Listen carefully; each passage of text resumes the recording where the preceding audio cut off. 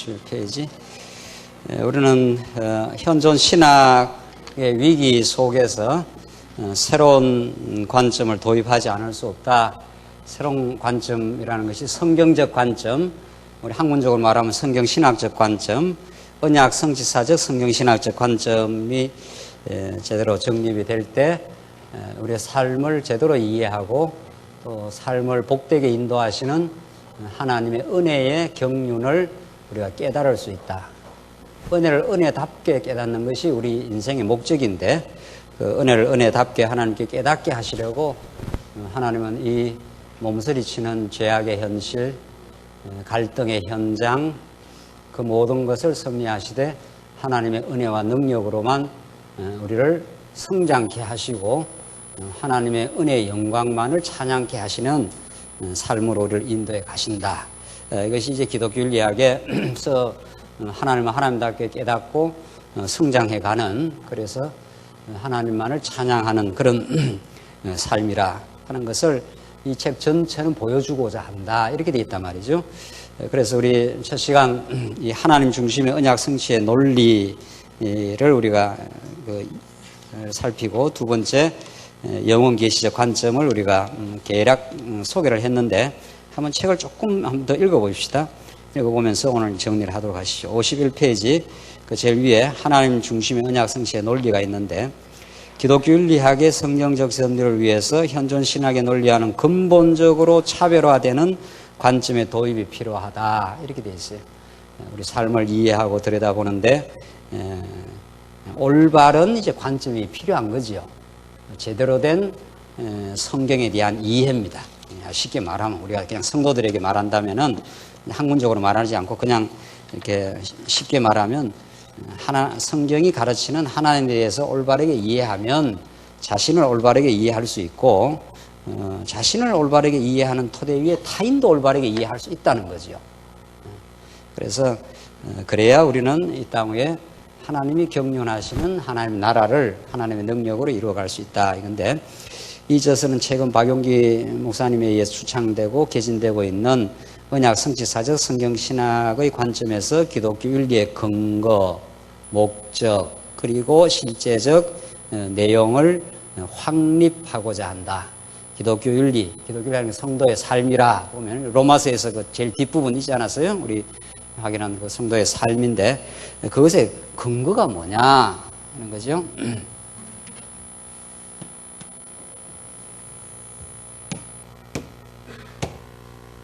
이게 성도 생활 아닙니까? 이게 하나님의 의고, 이게 하나님 불의한 가운데 가두어 놓으심이고, 이게 언약의 복음입니다. 이게 서론에 언약의 복음이 나오는데, 이게 전체가 하나님이 영혼 안에서 자기를 계시하시는 거죠. 그래서 이 전부 다가 하나님 하시는 일입니다. 이 과정 전부 다가 여기에 다 하나님의 영원하신 작정하심과 그의 영광과 자비하심이 드러나 있어요. 그래서 로마서 1장에 하나님이 하나님의 복음, 구약의 선지자들로 약속하신 것이라, 이렇게 로마서 1장 2절부터 그렇게 전개돼요. 그리고 언약이 나와요, 벌써. 그렇죠?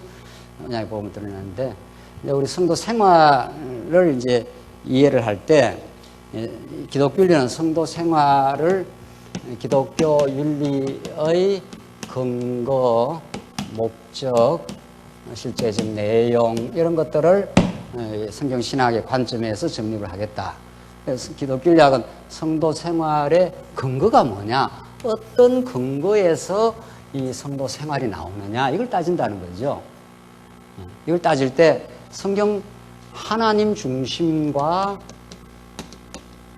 하나님이 영혼 안에서 영원한 생명으로 살아계시고 로고스로 살아계시고 그가 이 땅의 모든 걸 계시하고 있다. 이게 지금 우리 첫 시간에 배운 거죠. 이런 관점으로 이걸 들여다보겠다는 거예요. 이걸 이해하고 이 삶을 인도하시는 하나님의 그 능력의 손길을 우리는 삶 속에서 발견하고 그를 감사하고 찬양한다는 거죠. 이것이 있기까지 하나님은 이 성도의 삶을 통해서 하나님의 영광만을 찬양하기 위해서 이 지나온 모든 삶을 인도하셨다. 이렇게 성도 생활의 근거가 이 앞에 있다는 거예요. 오늘 이렇게 예컨대 우리가 첫 시간에 말한 대로 우리는 자꾸 이렇게 성장해 가는데 이 약한 자고 이게 강한 자예요. 강한 자가 어떤 실수를 하고 강한 자가 고기를 못 먹고 채소밖에 못 먹으면 업신여기지 말라는 거예요. 강한 자라면, 네가 진짜 강한 자라면 이 강한 자는 아무것도 상관이 없어요.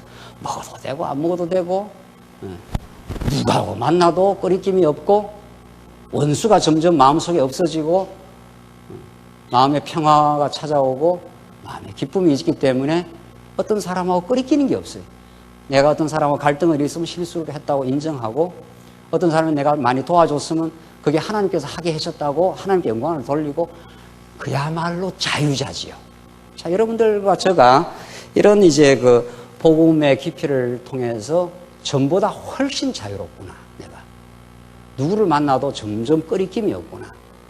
사람을 가리지 않게 됐구나. 여러분들이 그게 이제 깨달음이 올 겁니다. 틀림없이.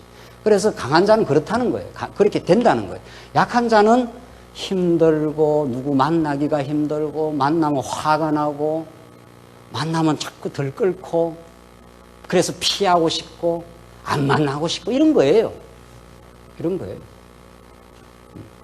이걸 여러분들 뭐 교회에서 일단 하지 말고 가족에서 생각을 해보세요. 가족에서. 가족에서 말 안 듣는 애를 어떻게 이해하고 내 마음에 안 드는 남편, 내 마음에 안 드는 아내를 내가 어떻게 이해하고 있는가. 여러분과 저에게는 하나님 너무 사랑하셔서 우리 마음에 이렇게 입맛이 쩍쩍 맞는 사람을 붙여주지 않습니다. 이 깊은 내용을 아십니까? 네.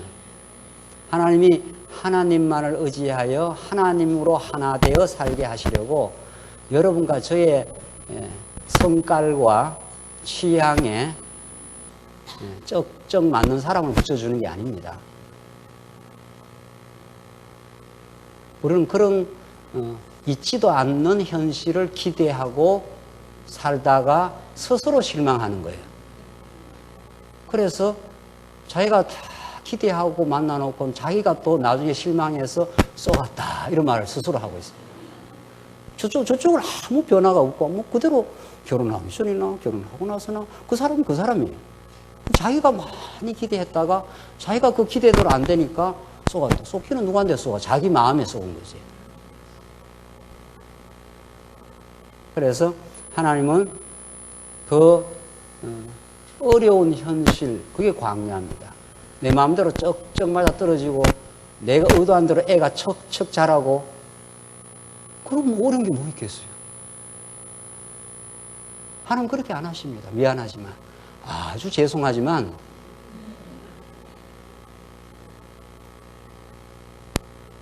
끊임없이 다른 사람, 다른 취향, 다른 가치관을 가지고 있는 사람과 조화를 이루기가 이렇게 쉽지 않구나를 경험합니다. 그 속에서 그리스도의 능력과 그 은혜로우심이 얼마나 큰가를 또 경험합니다. 그래서 이 강한 사람, 약한 사람의 이 로마서 이게 14장, 이게 15장 말씀인데 이 결론이에요, 이게. 우리 삶은 이렇게 돼 있는 거니까. 그렇죠? 이 삶은 언제나 이렇게 돼 있어요. 누가 더 강하냐, 누가 진짜 약하냐, 이걸 끊임없이 우리 확인하고 보다 강한 사람으로부터는 우리 위로를 받고 내보다도 약한 사람이 있다면 그에게 위로하고 이렇게 사는 겁니다. 보다 내보다 강한 사람으로부터는 많은 가르침을 받고 힘을 공급받고 위로를 받을 것이고 나보다도 더 약하고 어려운 사람이 내 주위에 있으면 하나님께서 나를 통해서 그 사람을 위로할 것이고 나를 통해서 그 사람을 많이 품어줄 것이고 똥 싸고 오줌 싼다고 집에서 안 보내잖아요. 너 집에 나가 이렇게 안 하죠? 그러셨어. 나도 옛날에 다 힘들고 너무 힘든 때가 있었어. 이렇게 위로하는 거죠. 그럼 그 사람 위로가 되는 거죠. 저 사람도 저렇게 힘든 때가 있었는데 이렇게 위로가 되는 거예요. 그게 그리스도 안에 살아가는 거죠. 그래서 하나님께서 불의한 인생을 이렇게 너무도 불의한 인생을 그렇게 이제 하나님의 자녀로 삼아서서 정말 거룩한 인생길을 가도록 하셨다. 그래서 오늘 기독교 윤리에 근거했는데 이 성도 생활의 근거가 여기에 있다는 거예요. 여기에.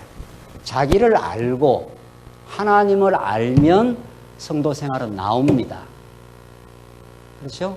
왜냐하면 근거가 여기 있으니까. 기독교 윤리학은 그걸 밝혀내겠다. 성경이 다 말하고 있는데 그걸 구체적으로 이렇게 찝어서 이렇게 밝혀내겠다. 이런 뜻이에요. 여기 아름다운 생활, 강한 성도로서의 성도를 이해하고 용납하는 거. 이게 강한 성도 생활 아닙니까? 믿음이 강한 자죠. 믿음이 강한 자는 다른 사람의 연약함을 업신여기지 않고 이해하고 받아주는 거죠. 그렇게 되려면 그리스도의 마음이 필요한 거죠. 그렇게 되려면 그리스도의 마음이 필요한 인생은 나는 정말 불의한 인생이었죠. 불의한 인생은 자기 중심이기 때문에 자기가 하나님 노릇을 합니다. 그래서 절대로 남을 이해 안 합니다. 평가하고 판단하고 비판했습니다. 우리가. 율법주의자가 그 당시 로마 시대에만 있는 게 아닙니다. 만약 그렇다면 로마서는 우리에게 생명의 말씀이 아니죠. 사도 바울이 그 율법주의자들을 공박하면서 너 잘못이야. 율법에서 지킬 수 있는 게 아니야. 너 다른 사람 정죄하는데 너 오해했어. 복음이란 이런 것이야. 이렇게 지금 로마서에 전개하지 않습니까? 그것이 유대주의자에게만 준 게 아니에요. 그러면 이건 항구적인 생명의 말씀이 될 수 없죠. 율법주의자와 같은 타인을 정죄하고 자아를 실현하는 그런 죄악의 속성이 우리 안에 고스란히 들어있다. 고스란히 들어있습니다. 하나님의 은혜의 말씀에 사로잡히면 않으면 그대로 나타납니다. 우리는 똑같이 나타납니다. 똑같이 나타납니다. 그런 자기를 발견하면 우리는 그리스도가 너무도 절실합니다. 그렇죠? 그러나 하나님 여호와 되심이 너무 절실해요. 말씀 운동은 너무도 많은 이론이 지금 터져 나와서 지금 절실성이 없어졌습니까? 그렇습니까? 너무도 홍수처럼 말씀이 쏟아져 나와가지고 다 알고 계십니까? 그렇게 안 될 겁니다. 틀림없이. 우리의 삶을 들여다보면. 우리는 죽는 날까지 하나님의 말씀이 아니면 살 수 없는 인생, 하나님의 은혜로만 설 수 있는 인생. 그렇게 된 거예요. 그게 기독교 윤리의 근거예요. 목적이 뭐냐? 내용이 뭐냐? 이건 이제 앞으로 계속 전개해 나가겠죠. 그렇죠? 네. 도대체 우리의 삶의 목적이 뭐냐? 하나님 우리를 왜 이 땅에 보내셨는가? 무엇을 깨달아 살게 하시려고? 왜 이 광야 같은 삶의 처절한 현실 속을 우리는 통과하고 있는가? 여기에 하나님의 깊은 뜻이 있다. 그죠? 우리의 지금의 생각으로는 다 알 수 없는 그 넓고 깊은 하나님의 뜻이 있어서 오늘 내가 받아들이기 어려운 현실도 주신다. 내가 이해하지 못하는 사람과 만나기도 하신다.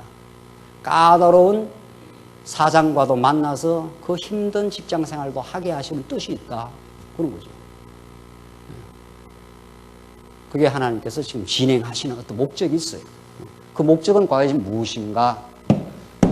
그런 내용은 무엇인가? 이걸 하나님 중심으로 풀어가겠다. 두 번째, 넘어가십시다. 두 번째, 55페이지 가면은, 자, 그런 하나님 중심에서 영원 계시적 관점이 이제 함축되어 있다. 해서 우리 지난 첫 시간 했죠. 자, 영원 계시적 관점을 조금 읽어보겠습니다. 55페이지. 이런 성경신학의 관점에 의하면 율법주의적 보수신학과 상황주의적 자유주의 신학 양자가 안고 있는 기독교 윤리학의 문제점을 모두 지향하고 극복한다. 이에 따르면 기독교 윤리의 본질과 의미가 성도 생활에 이래 한번 됩니다. 기독교 윤리는 성도 생활로 바꿔도 문제가 없어요. 기독교 윤리 혹은 성도 생활의 본질과 의미가 시공간 속에 드러난 인간의 도덕적 행위 차원에서 파악되는 것이 아니라 이렇게 했어요. 자, 이제 이게 중요해요. 시공간 속에 드러난 인간의 도덕적 행위 차원에서 드러나는 것이 아니라 우리는 하나님의 영원하신 하나님의 경륜 속에 영원하신 하나님의 영원하신 존재자예요. 영원한 생명을 갖고 있는 그분 안에 그분이 자기를 이렇게 드러내셨다는 거 아니에요. 이게 우리 계시시대. 하나님은 그냥 영원하셔요. 영원한 존재자예요. 영원히 그의 능력과 무한한 생명을 갖고 있고 언약 백성을 향해서는 자비하심을 갖고 있어요. 그렇죠? 그게 하나님, 우리가 믿는 하나님. 그런 하나님은 이 세상을 지금 창조하시고 언약대로 경륜하셔요. 그런데 지금까지 기독교인학은 이런 영원 계시 논리가 없었다는 거예요. 기독교인학 책을 보면은 하나님이 그 영원한 존재가 영원히 존재하시는데 그의 능력과 그의 신실함과 자비하심을 우리의 삶에 지금 드러내고 계신다, 이런 뜻이에요. 지금 여러분과 저희 지금 이렇게 존재하는 거, 오늘 이렇게 강의 듣는 거, 점심 좀 이따 먹고 집으로 가는 거, 또 집을 돌봐야 되는 거, 뭐 온갖 우리의 삶, 힘든 경제 생활을 해야 되고 뭐 이런 거 저런 것도 사람 마음에 안 드는 사람하고 부딪혀야 되는 거, 이런 거 계속 이제 삶은 계속 진행돼요. 계속 끊임없이 진행되는 거기에 이제 하나님의 영원한 경륜과 그의 놀라운 능력이 계시가 드러난다. 이게 이제 언약 성취 아니에요. 언약대로 당신을 계시하시는 거예요. 그러니까 이 구체적인 시 공간 속에 오늘 본문 나오는 대로 시 공간 속에 드러난 인간의 도덕적 행위 차원, 그게 이제 있는 거죠. 이 시 공간, 이게 시간과 시각이라는 건 시작이 있고 끝이 있고 어떤 공간, 거리가 있어서 저 공간, 여기서 저기까지 어떤 공간이 있는 거죠. 여기서 인간의 행위가 드러나는 거죠. 그런데 기독교인학은 자꾸 여기에 집중을 한다는 거예요.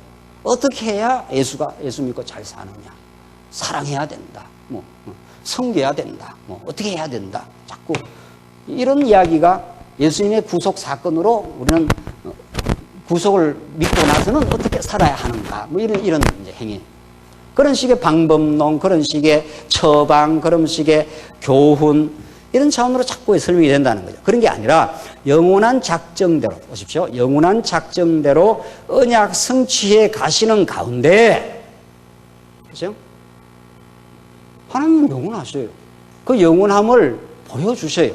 영원한 그의 자비와 사랑, 자비와 긍휼을 보여주는데 그걸 언약의 방식으로 보여주고 언약의 실체로 예수가 오신 거예요. 그리스도로. 그렇죠? 그리스도가 하시는 모든 일이 보면 하나님의 능력과 자비의 실현 방식이에요. 그의 잉태되신 제자들, 그 헛짓하는 제자들, 못 깨닫는 제자들과 3년 동안 예수님이 얼마나 많이 참았는지 몰라요. 예수님 마음고생이 보통 많은 게 아니에요. 우리 인간적으로 표현하자면 이것들은 뭐 가르쳐주면 맨날 까먹잖아. 표현이 심하네 또. 이것들은 뭐 가르쳐도 깨먹고 뭐 죽을지언정 내가 당신을 뭐 옥중이가 따라간다.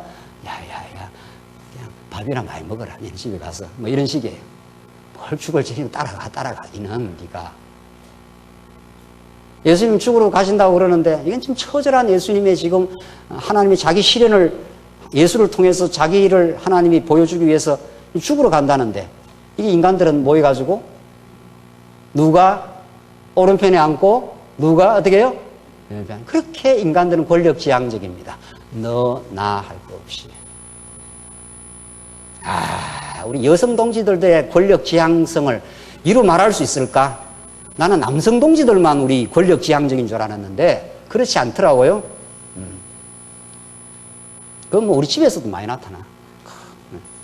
자기 뜻대로 하려고 그러거든. 자기 뜻대로. 안 돼. 그렇게 자기 뜻대로 안 될 걸. 그래서 한 번씩 갈등도 하는 거 아니에요. 모든 인간이 권력지향적입니다. 니체가 인간의 그 권력 의지를 말하는데 그게 맞아요. 그게. 그 니체는 그 맞는 현실을 잘못 써먹은 거지. 인간은 권력을 지향하는 힘을 지향한다는 거예요. 그래서 미쳐버린 거 아니에요? 하나님과 같은 짓을 하려다가 인간은 정말 미친 현실이 되는 겁니다. 복음이 아니면. 그래서 그렇게 제자들이 엉터리 같아요. 그러니까 복음서를 읽으면서 이게 나의 옛 모습이었구나. 그리고 아직도 남아있는 옛사람의 속성이 내 안에도 있구나. 이게 남자 여자하고 관계없어요. 인간의 보편 현상이에요. 보편 현상. 그런 인생을 예수님이 많이 참아주셨습니다. 그런 인생을 예수님이 끌고 다녀요. 그런 제자들을 품고 데리고 다녀요. 내가 너보다 먼저 갈릴리에 가 있겠다. 너희들이 실수하고 엎어지고 다 범죄하고 나를 불순종했을 때 나는 그걸 알고 있고 내가 먼저 부활하여 갈릴리에서 너희를 만나주고 너희를 용서하고 너를 새로운 인생으로 출발시키겠다. 이게 요한복음 마지막에 나오는 베드로를 불러놓고 너가 나를 사랑하느냐. 참 예수님도 얄궂지요.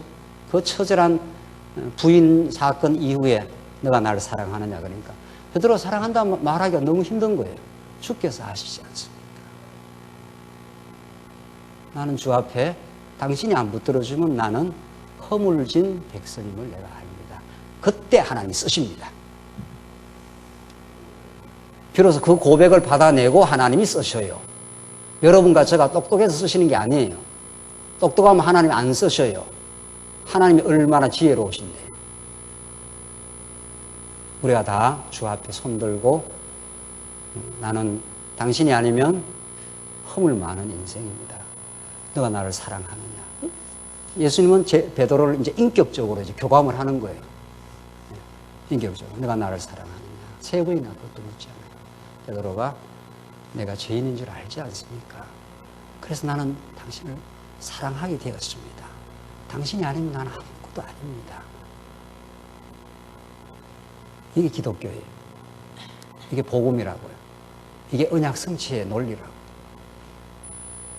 우리가 뭔 능력이 있고 우리가 지혜가 있고 우리가 열심히 내어서 교회 봉사하는 줄 알면 아직도 정말 그건 아닙니다. 그래서 영원한 작정대로 언약 성취해 가는 가운데 인간의 거룩한 행위를 가능하게 하시는 하나님의 영광스러운 자기 계시 사역으로 보아야 함을 주장한다. 이 기독교율이 다예요. 자, 기독교는 뭐냐 하면 딱 이렇게 정리하면 돼요. 이 관점으로 성경 전체를 보고 이 관점으로 우리 삶 전체를 들여다보겠다. 이런 뜻이에요. 그러니까 자꾸 지금까지 신학은 이런 하나님의 영광스러운 영원한 존재자가 자기를 예수 그리스도를 통해서 언약의 방식으로 계시하셔서 하나님으로 우리가 거룩하게 살고 하나님으로 우리가 소망을 가지고 하나님으로 만족하고 이렇게 우리 인생을 만들어 가시겠다 하는 게 하나님의 뜻인데 이런 영원과 계시 논리가 언약 성취의 논리가 분명하지 않았기 때문에 전통신학은 자꾸 툭 이렇게 떨어진다는 거예요. 기독교 유학을 설명할 때. 뭐 구속 정도 이야기해놓고는 자꾸 그 행동 자체, 드러나는 행동, 우리가 어떻게 해야 되고, 우리가 만나서 어떤 방법을 해야 되고, 어떻게 해야 되고, 어떻게 해야 되고, 자꾸 이제 그러면 우리는 어떻게 살아야 하는가. 이게 셰퍼라는 그 유명한 20세기 미국의 유명한 변정학자의 책 제목 이름이 그렇다는 거예요. 우리는 그런 질문이 바뀌어요. 우리는 어떻게 해야 거룩한 삶을 살아가야 하는가? 이게 아니고 이제 뒤에 나오면은 질문이 바뀌는데 영원한 작정대로 언약 성취해 가는 가운데 인간의 거룩한 행위를 가능하게 하는 우리는 불가능했지 않았어요. 이 거룩한 행위, 하나님을 닮아가는 예수 그리스도의 형상이 되어가는 이 거룩한 그러니까 삶의 목표는 거룩이에요. 삶의 궁극적인 목적은 하나님 영광 찬미고 우리 구체적인 삶의 목표는 이제 거룩이에요. 거룩이라는 건 하나님을 닮아가는 거예요. 하나님의 자비하심 따라 우리도 자비한 성품을 가진 거죠. 그렇죠? 우리는 원래 자비하지 않아요. 인간은 불의하기 때문에 인간은 죄악 가운데 있었기 때문에 스스로는 가능하지 않습니다. 사망에서는 사망만 나옵니다. 시체에서는 썩은 부패한 냄새만 나요. 우리는 영적으로 썩은 시체였다. 이런 뜻이에요. 그런데 하나님께서 은혜 가운데 우리를 붙들지 않으면 시체에서 나오는 것은 뭡니까? 예? 시체에서 나오는 게 뭐예요? 부패한 냄새와 추악함과 그런데 바리새인들은 자꾸 회칠을 해가지고 껍데기로 나는 안 그렇다 이런단 말이에요. 예수님은 사람의 겉모양을 보는 게 아니고 뭐를 보시니까? 중심을 보시니까. 너 그 회칠한 무덤 아니냐? 무덤 안에는 막 시체가 이렇게 썩어 들어가지 않습니까? 시기, 탐욕, 비방. 그렇죠? 욕망. 뭐 이런 게 가득하다는 거예요. 인간 내면 안에. 우리도 그렇다는 거예요. 바리새인이 뭐 따로 있습니까? 우리도 껍데기 포장하면 바리새인이지. 그래서 인간의 자기의 능력으로는 시체 안에는 썩은 냄새밖에 안 난다 이런 뜻입니다. 가능하지 않다 이런 거예요. 뭐가? 거룩이 영광스러운 하나님의 거룩하심과 그의 자비하심과 그의 너그러우심을 닮아 우리도 너그러워지는 삶이 가능하지 않아요. 이 과거 인간의 죄성으로는. 이걸 우리가 깨닫는 게 중요해요. 그걸 깨닫게 하려고 하나님 다윗에게 밧세바 사건을 일으켜요.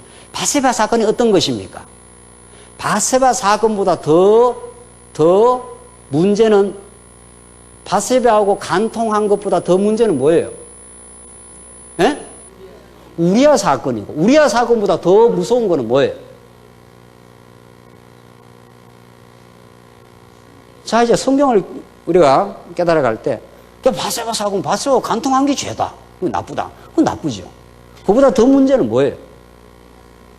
아니, 그 다음에 단계로 해요. 단계적으로. 우리아 사건 아니에요. 우리아 사건은 그 범죄를 어떻게 하려고?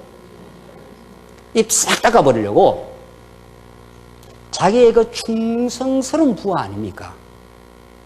자, 인간이 그런 거라고요. 인간의 그 자기 배반의 실상을 여러분과 저의 삶 속에 느끼는 게 중요해요. 그냥 인간이 죄다, 뭐, 이런, 그 껍데기 같은 소리를 하고 있으면 안 된다 이거죠. 얼마나 죄인가. 내 내면 속에서. 뭐, 그걸 알아야 죄인을 구원하러 오신 예수가 나를 덮어주신 하나님의 여호와의 은혜가 깨달아질 거 아니에요. 그냥 죄다 해놓고 죄라는 건 그냥 모태신앙부터 들어갔고 하도 들어갔고 이제 귀에 따까리가 생겼어.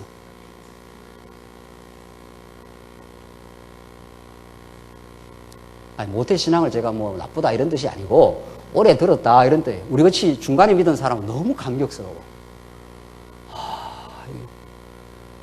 물론 뭐 중간에 들어도 희미한 사람도 있고 중간에 들어도 깨달은 사람도 있고 모태신앙도 깨달은 사람이 있는데 제가 예를 들어 드린 거예요. 모태신앙 너무 상처받지 마시고 또 오래 들어가지고 이게 둔감해져 버렸어.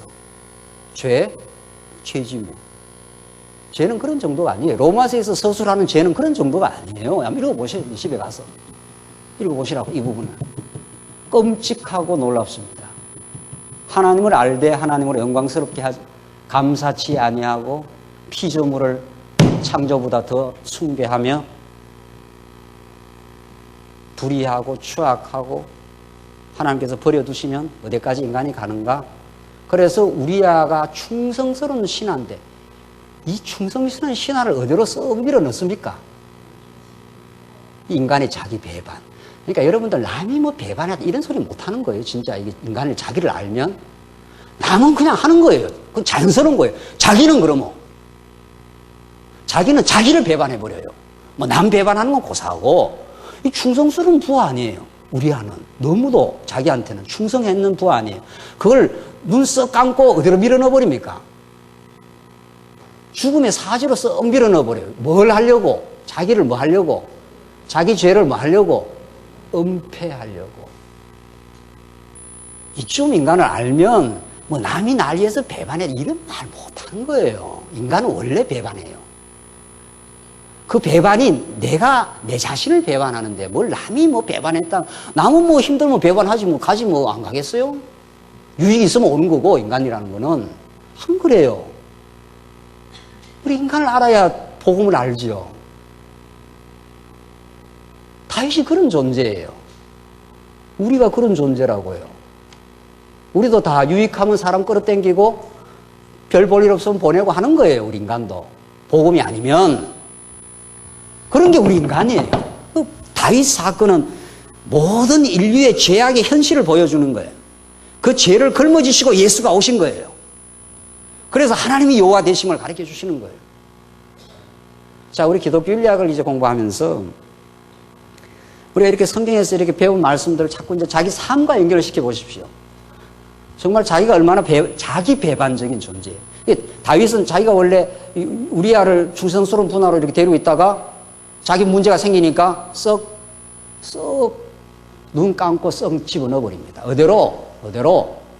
사지로 그것도. 그냥 저 멀리 귀향 가는 거 있잖아요. 귀향 정도 보내는 정도 같으면 괜찮잖아요. 문제 일으킨 걸로 이렇게 만들어 갖고 귀향 정도 보내면 그래도 좀 나은 거지요. 그렇죠? 근데 눈 쓱 감고 쓱 죽음의 자루로 집어넣어 버려요. 더 이상 뭐 말할 게 있나요? 인간에 대해서? 인간에 대해서 뭐 기대할 게 있나요? 인간에 대해서 아직도 기대가 있습니까? 아직도 남편이 잘해주기를 기대하십니까? 그 이제 한 나이가 50좀 넘어가면 그 포기됩니다. 한 40까지는 많이 기대하지요. 한 60쯤 되면 절망합니다. 그리고 이제는 이해해 줍니다. 아, 그렇군요. 그럴 수 있겠네요. 그렇겠네요. 인간이 그러네요, 원래. 한 50 넘으면 이제 별로 이제 기대가 좀 줄지요. 지금 30대 있습니까? 30대, 40대는 한참 더 기대하죠. 한참 더. 절망을 한번 해봐야 돼요. 자기 자신에 대해서, 인간 보편 죄성에 대해서. 아니구나. 치를 떨어봐야 돼. 아니구나. 이거 아니구나. 인간 스스로 안에서 구원의 가능성이 없구나. 인간 스스로 안에서 거룩이 나올 수가 없구나. 거룩은 여기로부터 안 나옵니다. 위로부터 내려오는 선물입니다. 거룩이란 건 하나님을 닮아가는 것, 하나님처럼 자비하게 되어지는 것, 이해하는 것. 하나님 우리 얼마나 많이 오래 참으시고 이해해 주셨잖아요. 그런 것처럼 우리도 다른 사람을 이해하고 오래 참는 건 하나님 주신 선물입니다. 예수 그리스도 사건을 통해서 보여주신 그 은혜의 놀라운 선물입니다. 히브리서 12장, 13장, 12장 보시면 그가 그 앞에 있는 즐거움을 위하여 오래 참은 것을 기억하라. 이렇게 돼 있어요. 우리대로 그냥 억지로 참으라면 화병 나요. 그가 앞에 있는 즐거움을 위하여 오래 참으신 그리스도를 생각하라. 그 그리스도의 은혜가 우리를 오래 참게 하시는 거죠. 그래서 이 인간의 거룩한 행위를 가능하게 하시는 하나님의 영광스러운 자기 계시의 사역이라. 우리가 거룩이 나오는 건 하나님이 언약대로 예수를 보낼 뿐 아니라 언약대로 성령을 보내서 그의 영광스러운 사역을 지금 해가고 있는 것이라. 우리 안에 거룩한 게 나온다면은 우리 안에서 약한 성도를 업신여기지 않고 이해해 주는 게 나왔다면 그것이 내 무슨 의지나 내 인품으로 한 게 아니라 이 말이죠. 우리는 인품이 없어요, 원래. 인품이 아니라 우리는 다 계품이었어요.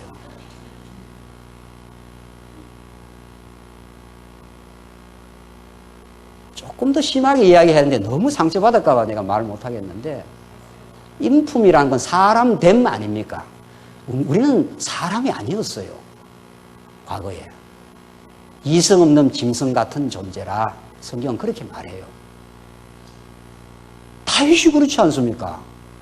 자기의 충실한 부하를 사지로 쓱 밀어 넣어버렸으니까 그게 개만 또 못하지.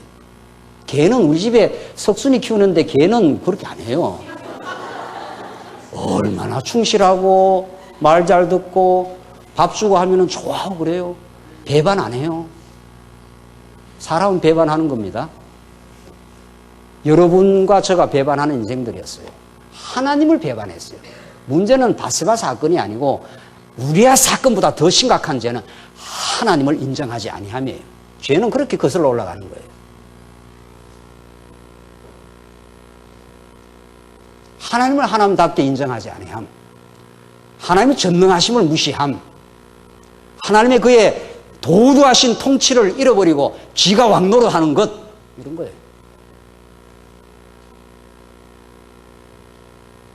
우리는 우리 자신의 죄에 대해서 절규하고 우리의 자기의 배반된 인생에 대해서 절망을 거쳐 우리에게 소망으로 오신 예수 그리스도. 우리는 그분 안에서 하나님을 바라보는 인생으로 그분을 통하여 의롭다 힘입은 인생으로 그분으로 통해서만 우리가 설 수 있는 인생으로 그분을 통해서 우리는 거룩이 무엇인가를 이제 경험하고 하나님의 신실하심과 자비하심이 무엇인가를 경험하게 되는 것. 그런 하나님의 영광스러운 자기 계시 사역이라 하나님의 능력을 지금 이렇게 보여주고 있는 게 우리의 성도의 거룩한 삶이라, 이런 뜻이란 말이죠. 여기에 무슨 자랑이 있을 수 있으며, 여기에 어떤 내가 했다는 이런 망발이 있을 수 있으며, 내가 교회를 얼마나 봉사했는데 있다고 소리들이 나올 수 있으며, 이게 불가능하다는 거예요. 깨닫기만 하면.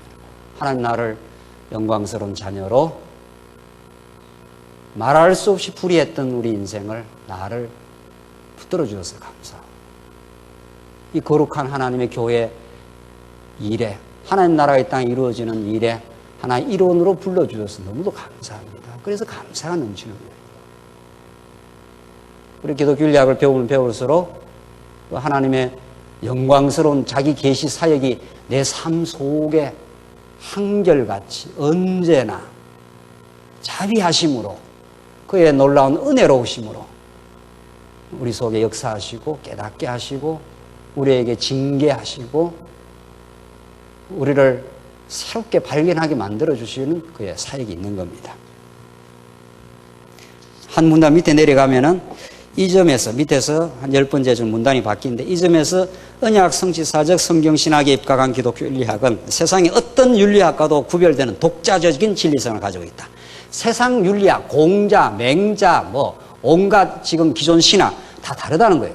이게 하나님께 우리에게 주신 은혜의 선물이라는 거예요. 즉, 언약 성취사적 성경신학 입장이 전개하는 기독교 윤리학은 인간의 자율적인 의지를 전제하는 모든 철학적인 윤리학과 확연히 구별될 것이다. 말하자면 기독교 윤리는 인간이 어떻게 살아야 하는가라는 인간 중심적이고 일반 도덕적인 차원의 질문을 검토하는 것이 아니다. 그러니까 내가, 혹은 인간이, 좀 구체적으로 말하면 내가, 좀 보편적으로 말하면 인간이 어떻게 살아야 하느냐 하는 이런 질문에 답하려고 하는 게 아니다. 그 질문 자체가 틀려먹었다. 질문 자체가 인간을 자기 행위의 주관자로 본 거니까. 그렇죠? 모든 철학은 그래요. 철학은. 그리고 그 행위를 통해서 자기를 실현하려고 하는 거예요. 그래서 이런 차원, 이 보이지 않는 이 영원한 차원, 이 영원이라는 건 우리 눈에는 안 보이잖아요. 그러니까 고린도 전후서를 여러분들 살펴보면, 고린도 전후서는 이 보이는 행위 갖고 이제 갈등하고 있는 거거든요. 네가 옳으냐 내가 옳으냐, 네가 나으냐 내가 나으냐, 아볼로파냐 개바파냐, 지금 이 보이는 인간을 중심으로 해서 지금 밀고 당기고 권력 투쟁을 하고 있는 거 아니에요. 그렇죠? 이 사도 바울이 그런 그 옛사람의 소욕대로 살고 있는 그 인생들 시기하고 분쟁하고 있는 거 아니에요. 그 옛사람 아닙니까? 아이고, 하나님의 영광을 절절히 몸으로 경험하지 못한 고린도 교회 성도들. 그게 네가 나으냐 내가 나으냐, 이게 무슨 말이냐 말이 교회에서 원칙적으로 성립되지 않는 거지요.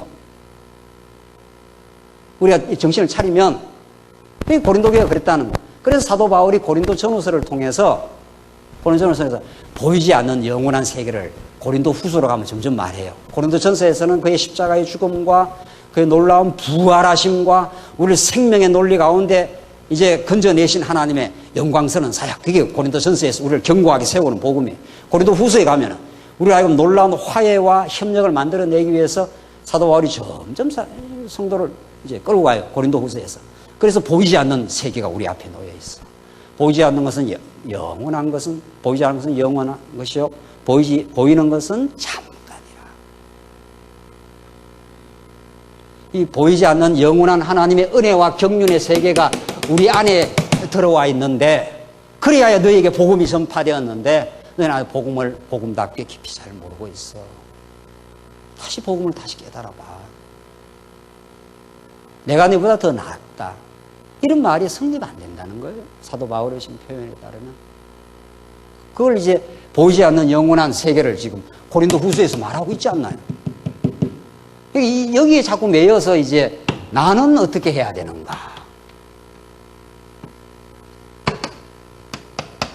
나는 어떻게 해야 되는가? 이렇게 자꾸 질문하는 그 질문이 아니라는 거예요. 우리는 이 기독교 윤리학, 성경신학 기독교 윤리학은 율법주의자들은 자, 나는 어떻게 해야 되느냐를 두 가지로 우리 분석할 수 있는데, 하나는 율법주의자고 하나는 상황주의자예요.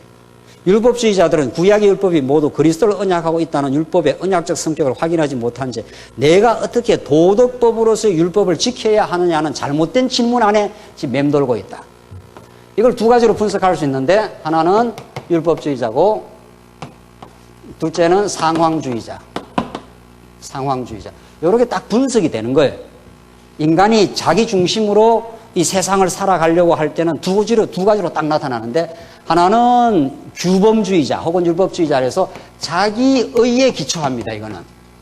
이거 율법을 지키면 자기의가 되는 거예요. 상황 속에서 내가 어떻게 사랑을 실현할 수 있는가 해서 자기 실현이에요. 자아 실현이에요. 이거는. 둘 다 죄악이에요. 둘 다 복음을 모르는 거죠.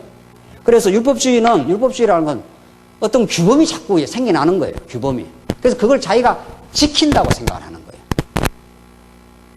내가 이렇게 내 의의를 증명하고 싶어 하는 거예요.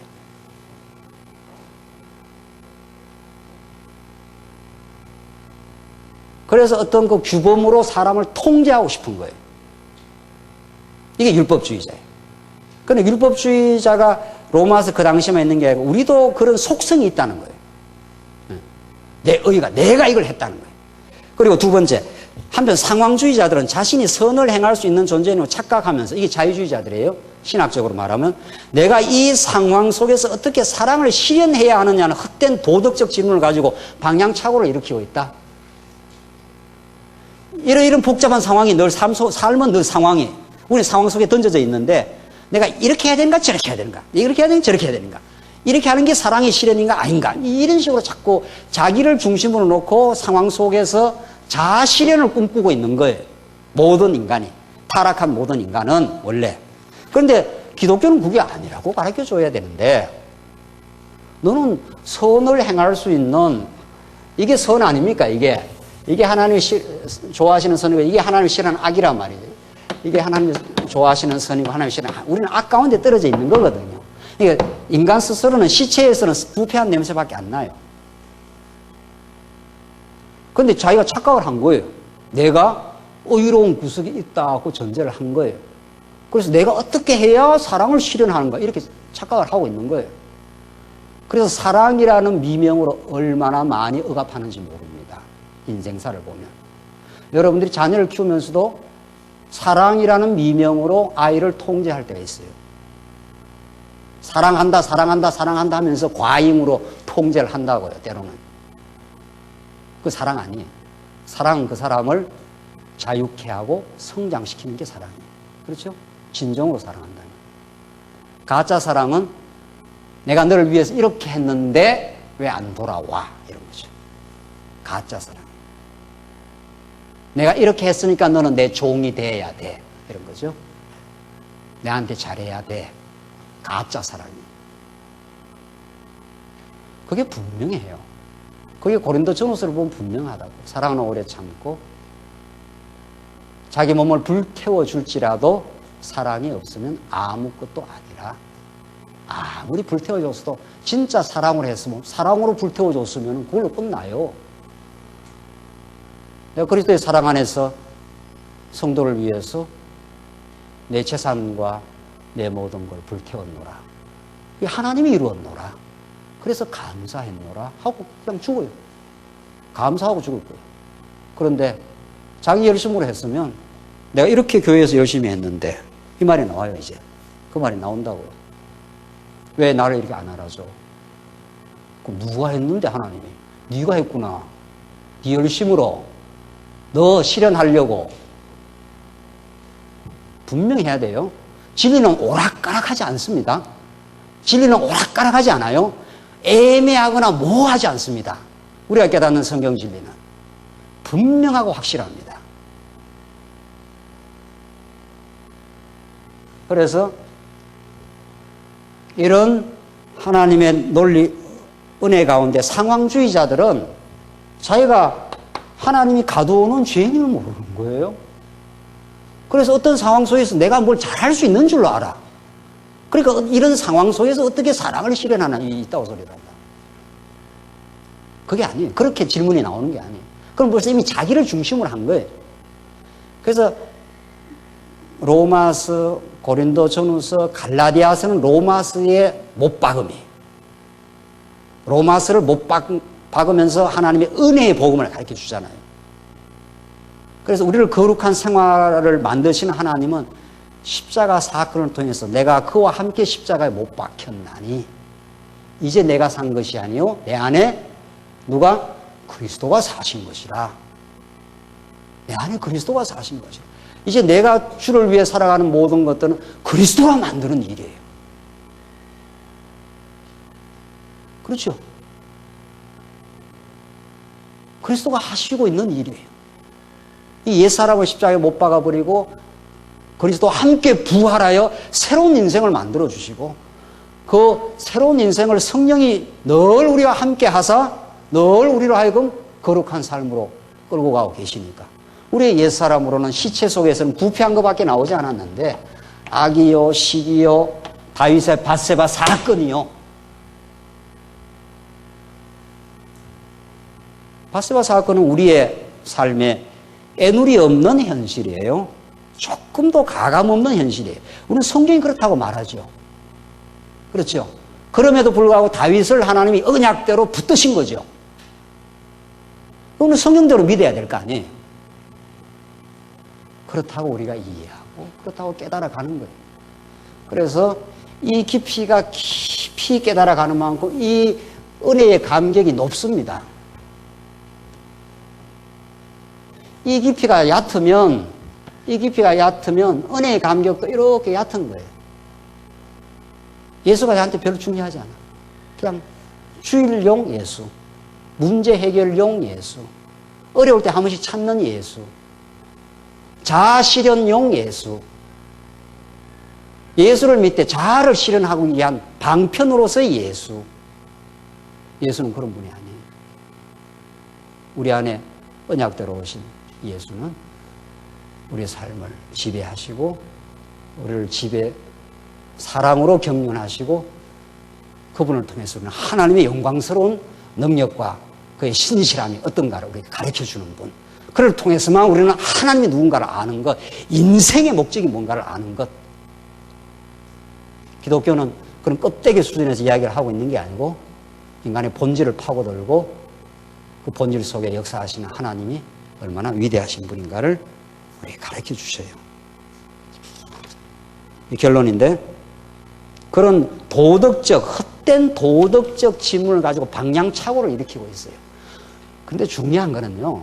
이런 율법주의자와 상황주의자가 우리가 복음을 깊이 못 알면 이런데 우리가 걸린다는 거예요. 중요한 거는. 그래서 여러분들이 성찰적 질문을 써낼 때 나도 이런데 걸린다. 이런 게 올라오면 참 좋은 거예요. 여러분 마음속에. 하하 걸리는구나.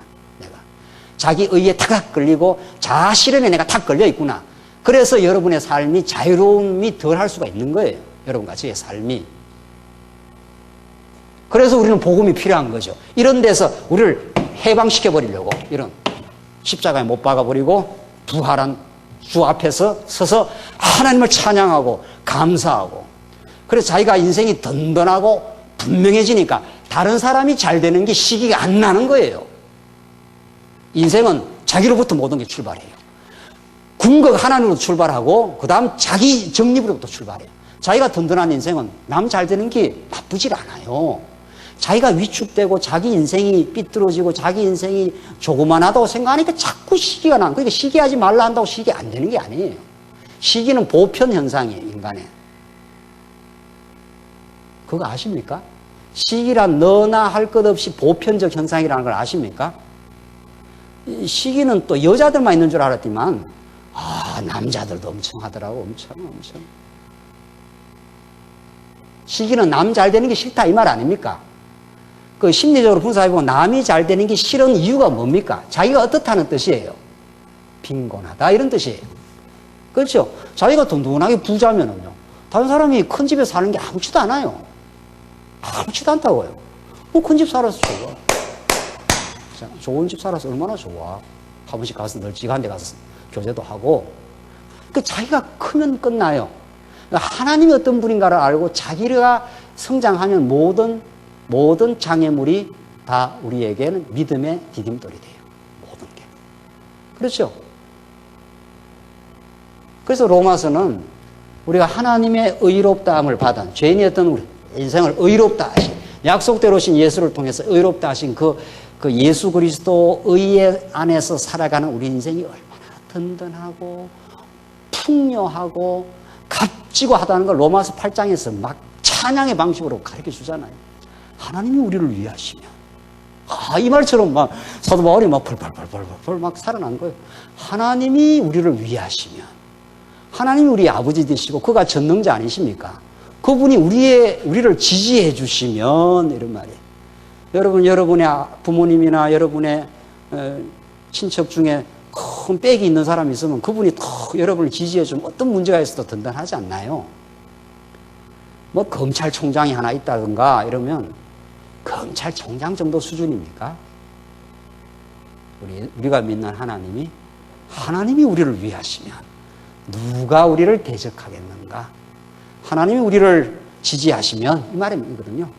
하나님이 우리의 편이 되어 주셨으므로 우리가 마음의 기쁨과 감사가 넘치나이다 이 말이에요. 하나님이 그의 아들을 아끼지 않고 주신 분이 다 모든 것을 좋은 은사로 주시지 않겠는가? 그 로마서 8장에 하시는 말이에요. 모든 것을 합력하여 어떻게 해요? 선을 우리에게는 다 유익을 만들어내시는 하나님이시다. 그런 분이 우리 아버지시다. 정말 그런 사람은 시기 안 할 거예요. 그렇죠? 천국 가면 우리 아버지 집에 가면은 천국 맨션이 몇 평이 기다리고 있다?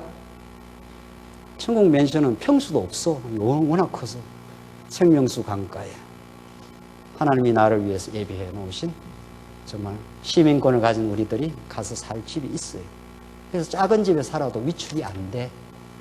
그렇죠? 진짜 그걸 믿으면 그걸 믿고 살게 하려고 이렇게 말씀을 주신 거예요. 그래서 든든해.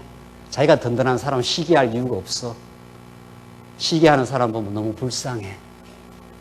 너무 작은 인생이구나. 너무 빈곤한 인생이구나. 저 사람을 많이 도와줘야 되겠구나. 저분이 많이 예수가 필요한 분이구나. 예수가 그리스도임을 선반위에 얽혀놓고 사는구나. 자기 몸으로 누리지 못하고 사는구나. 많이 도와주고 저 힘들고 어려운 인생. 그 시기하는 사람이 자기는 잘났다고 그러는 건데 객관적으로 보면 굉장히 힘들다는 표시입니다. 여러분은 어떤 삶을 누리고 살고 계십니까? 예수로 든든하십니까? 예수 한 분으로 충분하고 담대하십니까? 하나님 그렇게 우리를 만들어 가실 겁니다. 우리는 예수 한 분으로 그분이 나를 지지해주고 예수를 보내신 하나님이 우리 여호와라. 우리 아버지가 되어주셨다. 든든해. 더없이 든든하고 감사하고 그래서 시기, 원망 차차 없어지고 더 충만하고 기쁘게 하나님께서 우리를 살게 하신다. 그래서 마지막 읽고 끝내십니다. 그러나 기독교 윤리의 참된 질문은 문단 나누는데 본질적으로 다음과 같이 하나님 중심적으로 바뀌어야 된다. 즉 하나님은 인간의 행위를 통해 거룩한 자기 영광을 어떻게 드러내시는가? 내가 어떻게 해야 되는가가 아니고 하나님은 그분이 살아계셔요. 그분은 인간의 행위를 통해 거룩한 자기 영광을 지금 내 속에 어떻게 드러내고 계시는가? 하나님께서 우리를 가두시면 우리는 만신창이었다. 그런데 나를 이제 불러주셨다. 지금 거룩한 영광을 어떻게 드러내고 계시는가? 질문이 그렇게 돼야 된다는 거예요. 그래서 우리가 조금이라도 교회 와서 가족들과 서로 사랑하며 살 때 하나님의 거룩한 영광이 드러났습니다. 당신이 하신 일입니다. 당신은 참으로 여호와십니다. 이렇게 찬양케 하려고 우리를 이 죄 많은 세상 가운데 죄악의 몸을 입고 자신에 대해서 절망하고 그리스도에 대해서 소망하는 복된 인생 살게 하십니다. 기도하십시다. 하나님 아버지 은혜를 감사합니다. 놀라운 복음 안에 우리를 있게 하심을 너무 감사합니다. 첫날에 우리 자신이 어떤 존재인지 알지 못해 자기 착각과 환상 속에 살았습니다. 그러나 복음의 빛을 비추어 주시고 예수님을 그리스도로 보내주셔서 너무 감사합니다. 그 그리스도 안에서 얼마나 우리가 든든한 인생 되었음을 믿고 감사하며 살게 하시옵소서. 그래야 이 복음과 함께 참 뜨겁게 살게 하시옵소서. 예수님 이름으로 기도하옵나이다. 아멘.